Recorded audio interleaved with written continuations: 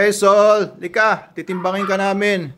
So papatulong ako kay Adam na mag-video kami.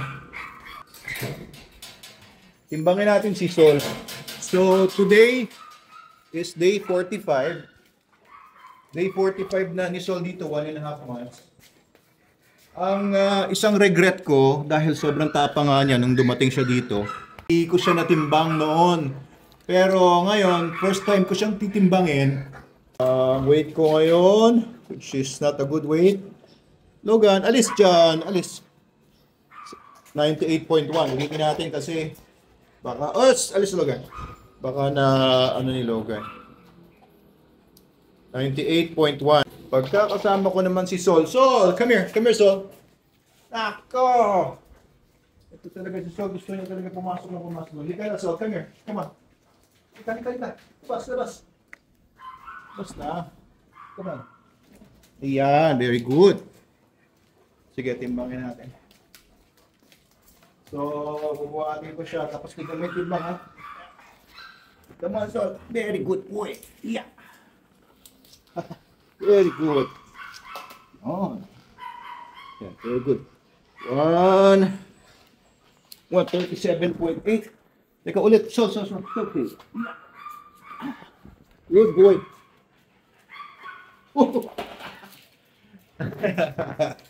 Good boy, Sol. Ang bigat eh. Ulitin natin. Yeah. Siya lang. Logan, alis dyan. Inside. Pasok muna si Logan sa loob. Okay. Sol, timbangin kita. Very good. Aray ko. Ang bigat. Ikaw naman, Sol. Halika. Come on, tira. Come on. Let's go.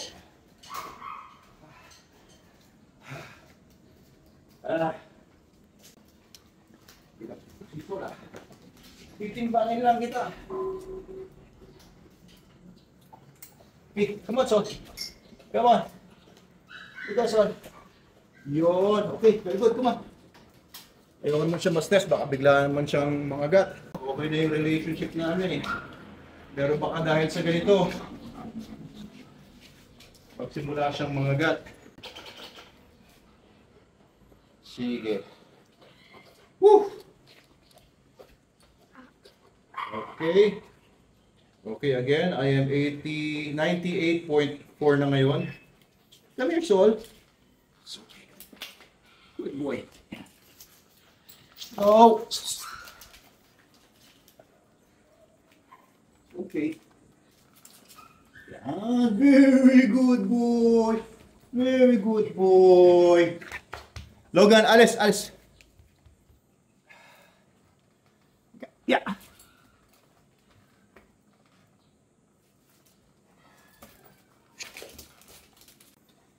Kaya ba natin to? Grabe. Ikaw na lang kaya, Adam. Ha? Ikaw na lang tumimbang sa kanya. Sige, ulitin natin. Logan, inside there! Wala tayong timbangan kasi na malaki. Ganito lang, bathroom scale. Sige. Good boy.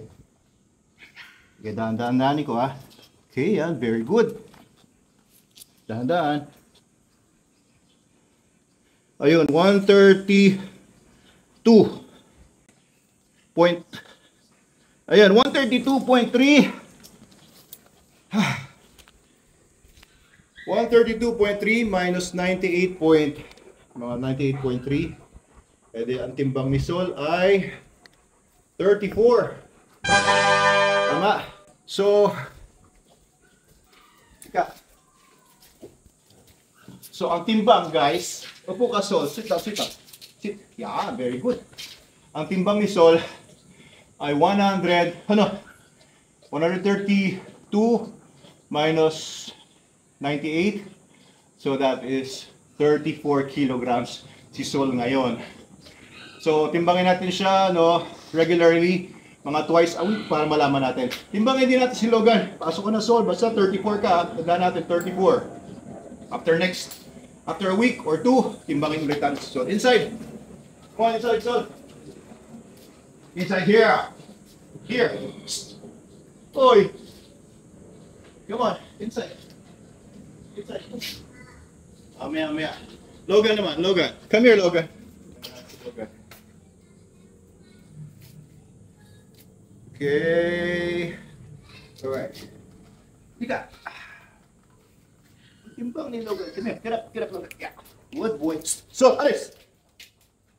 Come here, Logan. No. Stay. 130. Ganun din. Pareho lang sila. Pareho silang timbang ni Sol. 132, 133. Mapalo kanina. Hindi ko na inintay na mag-balance pero they're about exactly the same weight. 34 din ito. Kaya ang pinapakain ko kay Logan is 350 grams per day. Pasok inside. Inside, Logan. Si Sol 400 grams per day kasi bumabawi siya.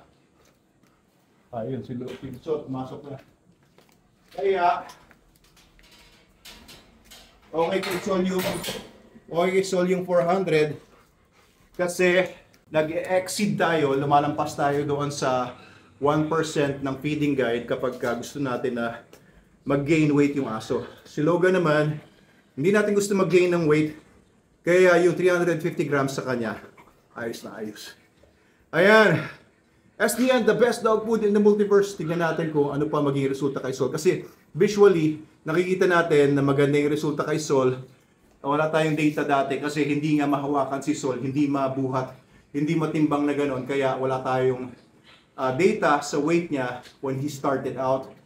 Pero ngayon, alam natin na 34 kilograms siya. Thank you po sa panonood.